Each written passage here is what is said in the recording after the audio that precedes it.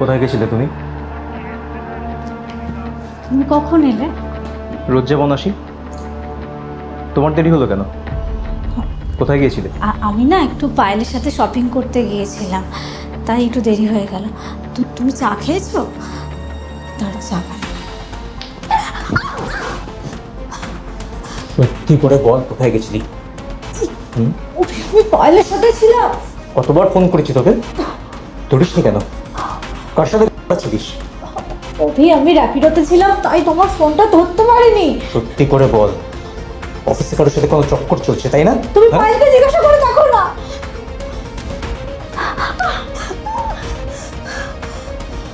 ওই পেশাটাকে আমি ফোন করবো? তুই কি মনে করিস আমি কিছু বুঝি না তাই না? বাচ্চা ছেলে আমি, কখন কাকে কি বলতে হবে সব আগে থেকে শিখিয়ে রেখেছিস। তুমি আমার কথাটা বিশ্বাস করো। কতগুলো ভাতারের দরকার হয়, এক খেতে কাজ হচ্ছে না? আরো চাই, আরো চাই। হ্যাঁ, সত্যি কথা বলবি কিনা?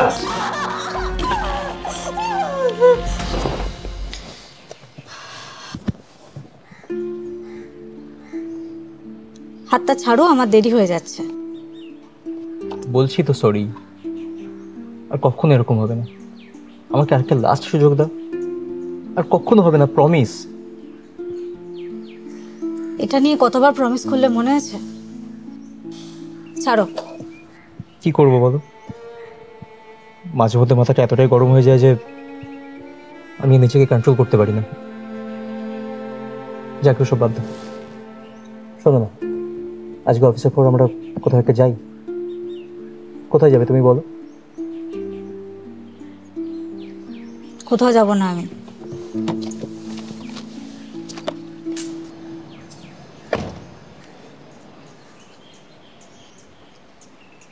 মো, একবার বাড়ি গিয়ে জানাবি তো? আমি গতবার তোকে ফোন করলাম। এ কি, তোর মুখে এগুলো কি হয়েছে? ও কিছু না, চল ভেতরে যাই। দাঁড়া দাঁড়া, কি হয়েছে বলতো? আবার মেরেছে নিশ্চয়।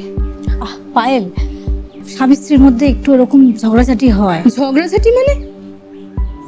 সাংসারিক ঝুট ঝামেলা আর গায়ে হাত তোলা এক নয় মো। তোর মতো শিক্ষিত মেয়ের মুখে অন্তত এই কথাটা মানায় না। আর তুই যেটাকে ঝুট ঝামেলা বলছিস সেটাকে ডোমেস্টিক ভায়োলেন্স বলে। চল তো, আজকে বেটাকে একটা যোগ্য জবাব দিতে হবে। আয় আমার সঙ্গে। পায়েল, পায়েল আমার কথাটা শোন। পায়েল, এই বেরিয়ে আসুন তো গাড়ি থেকে, এক্ষুনি বেরিয়ে আসুন। কি কি হচ্ছে পায়েল সব?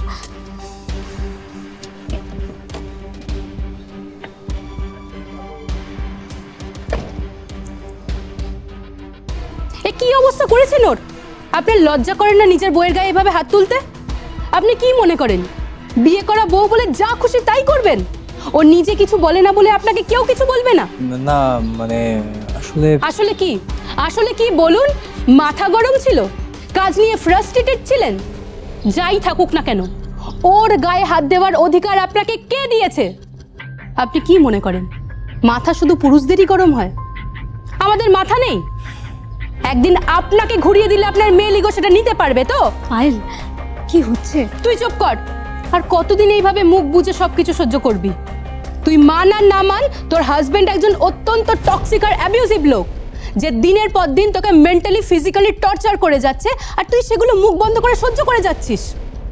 কিন্তু এইভাবে আর কতদিন ভাই? দেখ, ও কিন্তু আমাকে সরি বলেছে, বলেছে আর কখনো এরকম করবে না। বলির পাঠা বুঝিস? বলির পাঠা? তুই হচ্ছিস ওর বলির পাঠা। আরে বাবা, এগুলো তো সমস্ত কাপুরুষদের বৈশিষ্ট্য। এরা প্রথমে নিজের মতো অত্যাচার করবে আর তারপরে এসে সরি বলবে, আমার ভুল বুঝতে পেরেছি, এই সেই বলে বিভিন্ন কথা বলে। আর তুই সেগুলো শুনে মনে করিস চলো এইবারটা মাফ করে দি। কিন্তু ভাই, দুদিন পর যে কে সেই, কিচ্ছু চেঞ্জ হওয়ার নয়, কিচ্ছু নয়। আর তুই সেটা নিজেও খুব ভালো করে জানিস। না, ওরকম ব্যাপার নয়। এই চুপ, একদম চুপ। এইটাই হয় জানিস তো, তোদের মতো বেশিরভাগ মেয়েরা এটা বুঝতেই চায় না যে তারা ডোমেস্টিক ভায়োলেন্সের শিকার। আবার হয়তো বুঝতে পারলেও মানতে চায় না। লোকে কি বলবে, সমাজ কি বলবে, এই সব ভেবে দিনের পর দিন মুখ বুজে সমস্ত অত্যাচার সহ্য করে যায়। কিন্তু বিশ্বাস কর, এই একটা সম্পর্ক বাঁচাতে গিয়ে না নিজের পুরো জীবনটাকে বিসর্জন দিয়ে দেয়। আজ তোকে ডিসাইড করতে হবে যে তুই কি চাস, একটা সুস্থ স্বাভাবিক জীবন নাকি একটা অসুস্থ টক্সিক রিলেশন। দেখ ভাই, তুই নিজেকে হেল্প না করলে আমিও তোকে হেল্প করতে পারবো না। ডিসিশন তোর হাতে। মৌ, বিশ্বাস করো, এরকম আর কখনো হবে না। তুমি আমাকে লাস্ট আর একটা সুযোগ দাও প্লিজ। সুযোগ? সুযোগের কথাই যখন বলছেন, তাহলে আপনি এখানে দাঁড়ান আর ও আপনাকে 4টে থাপ্পড় মারুক। আপনারা ইকুয়ালিটির কথা বলেন না? দেখুন ইকুয়ালিটি কাকে বলে। মৌ, মারতো।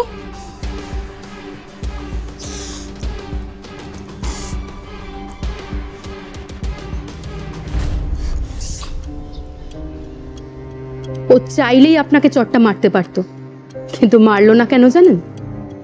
কারণ ও আপনাকে ভালোবাসে, ভালোবাসার মর্যাদা রাখতে জানে। অবশ্য আপনাদের মতো কাপুরুষদের এইসব বলে লাভ নেই। মৌ, চল।